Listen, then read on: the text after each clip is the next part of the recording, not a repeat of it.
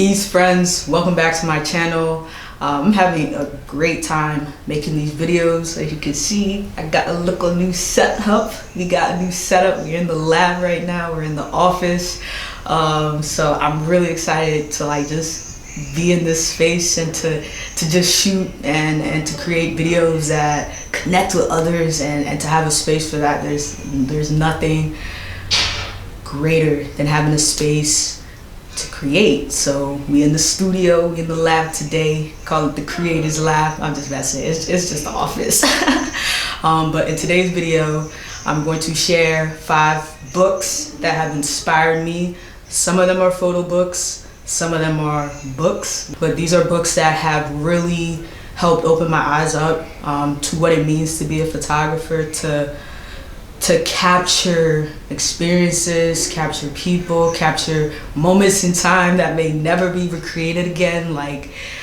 Yeah, that's deep. That is a little deep, but that's stuff I be thinking about. That's stuff that I think about when I'm out doing work, making work, photos, artwork that I enjoy. So I just wanted to share that. So yeah, we're gonna hop right into it.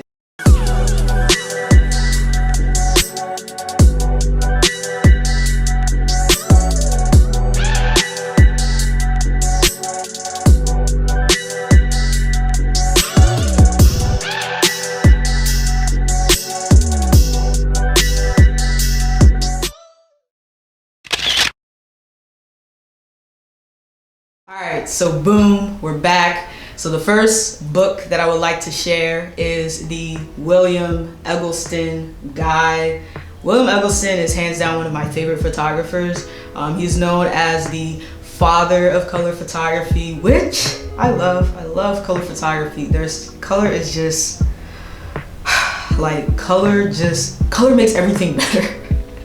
His work, he just makes just the most mundane, normal, regular objects come to life, and that's something that even I'm still learning how to truly capture people, capture places, capture environments, and truly capture the essence of what it feels like to be in that place and time. I think that's just so incredible. I was introduced to him when I was in college. I took a photography course. So I actually recently just picked this book up on Amazon because I just wanted his work in physical form. I think seeing photos in photo books in your hand or on the wall has a different experience than just seeing it on social media.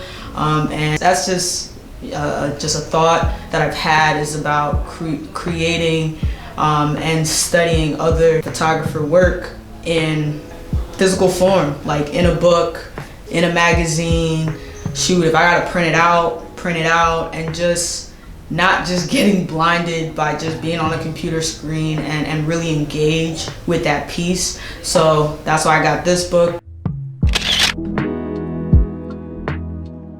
The next book that I would like to share is The Soul of the Camera by Dave Duchemin. Oh my days, this book changed my life, and that is not an understatement.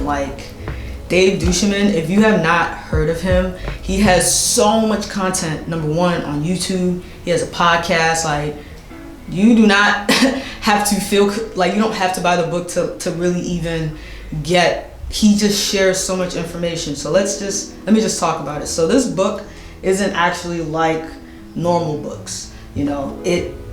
It's set up think of a chapter book that has photos, and there's a major theme, there's a quote on this side, and then there's a series of words, and as you flip through, you'll see photos towards the end of the chapter where you could really just kind of reflect on what you just read and still have images to see how he portrayed that in his own work. And I think it's just incredible. And then you got the places of where the photo was taken, and then that. And why I really love this book is because it takes it takes gear out of the conversation of what it means to be a photographer. And I think that's especially important in this day and age because technology, like there are like my smartphone might actually be smarter than my camera. And I paid, y'all know how much I'll be paying for your photography equipment. So I don't even need to put a price on it. But like sometimes we actually drop a lot of bread on our equipment. But but the equipment isn't what makes me a photographer. Like just cause I have the lights, the lens, the tripod, I can afford the film, whatever, that isn't what makes me a photographer.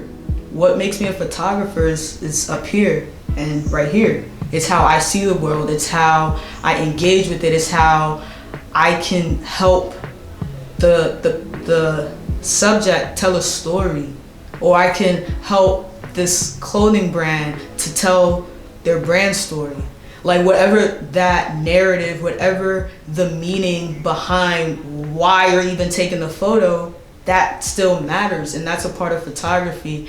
And he does an incredible job at like really breaking down, okay, it starts with craft. Of course, you're gonna need things, like you're going to need equipment to be able to achieve the vision of the project. But outside of the equipment, the rest is yours. So I completely, truly recommend. I mean, I even highlighted a lot of stuff in here. I highlighted so much in here, underlined. It's a beautiful book, and I completely, truly recommend.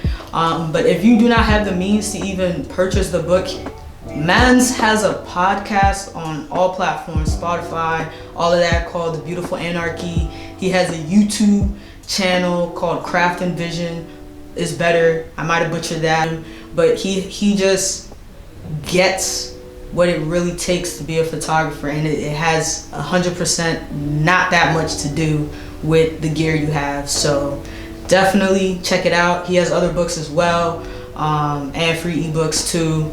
So yeah, just check him out. Like really, it doesn't hurt. It doesn't hurt. So the next banger that I got for y'all is Read This If You Want to Take Great Photographs by Henry Carroll. Also a good banger. I would say this is more so for someone who is an entry level or a beginner and who wants to understand, the more technical side of photography. So for example, shutter speed, aperture, depth of field, and understanding what those terms mean, the different lenses. And what I like about the book, like I like the other book, the last book I just shared, is there's examples throughout. So having examples, I think it really does a great job at doing that. And so as someone who's new to photography, you can be able to kind of build a better comprehension of what these terms mean and what that looks like in photographs, and how you can achieve that with your own camera. Some of the examples, or most of the examples, are for DSLR cameras. So if you are someone who is a film photographer, some of the terms and some of the ways in which to get those settings on your camera would just be different. But the overall content is still geared towards someone who's a beginner and would love to get their feet wet. But I enjoy it. I love coming back to it because I love the photos in it as well. And a lot of great photographers are mentioned in this book. So even if you don't, have a whole wealth of knowledge of who other photographers you could check out and, study their work, this book does a really great job at having their names, and you can, Google them and check them out. So yeah, check it out if you haven't already. Okay, so the next book, I actually don't have a physical copy of it with me, but it is Still Like an Artist by Austin Kleon. And I think that is just a beautiful embodiment of what it means to be an artist. How do artists get their inspiration? How do artists filter their ideas? How do artists even go from ideation to project management to execution and the overall thought process of what it means to create. I think that book does an incredible job. I would implore, you don't even have to be a photographer. You could be a creator from all different avenues, and you could check that book out, and highly recommend. It's a good book. Alright y'all, so the last book banger that I have for y'all, the last banger is a personal favorite of mine. It has a special place in my heart, and it is Insight, African Photographers 1940 to the Present, and it is by the Guggenheim Museum. They did a showcase a couple of years ago in New York City where they showcased the photographers in this work. And really, it is a book about all things African through the lens of African photographers. And for me, as a first generation Nigerian American, a lot of my passion comes from Africa, Nigeria, and I love to see work of Africans and see that representation, because, you know, let's be honest. The photography space and most times the artist space is dominated by white people, and you don't see a lot of people of color. You don't see a lot of black and brown people. You don't even see a lot of LGBTQ people being represented in these spaces. So for me, this book was really inspiring to get, to even just see the work of African photographers from all over the continent, not just in Nigeria, but photographers from Senegal, photographers from Mali, photographers from Tanzania, South Africa, and seeing how they captured their continent, their country. And I recommend getting it, and it's just like the last ones where, you know, there's words and then there's photos, but I think what's really unique about this one is there's like dissertations in here, like there's like essays in here really unpacking the African identity, the black identity during these times till present day, and I think that's just so beautiful to see, you know, artists from all different parts of Africa and capturing what it felt like to live in those times as an African, and seeing what they did, that even down to the reasons why people took photographs in those days. It's beautiful. So I truly recommend. It is a thick one, so this is gonna be something you're just gonna be reading for a long time, so I definitely recommend checking it out. Thank you so much for your time. I really appreciate you sticking around and watching my videos and watching me grow. Like, I'm really excited to grow as an artist with YouTube, following the journey. So I appreciate you guys. Hope you guys stay blessed. Sending you lots of love and lots of blessings and just creativity and just good vibes. That's all we need in the world right now, is good vibes. So like I always say, let love guide. Thank you so much for watching. Oh, also, make sure you follow me on the gram, you know, check my work out, you know, give me a little follow. And if you think this video is funny, you can subscribe as well, you know. It's always welcome to the party. It's always a good time. So thank you again, and peace.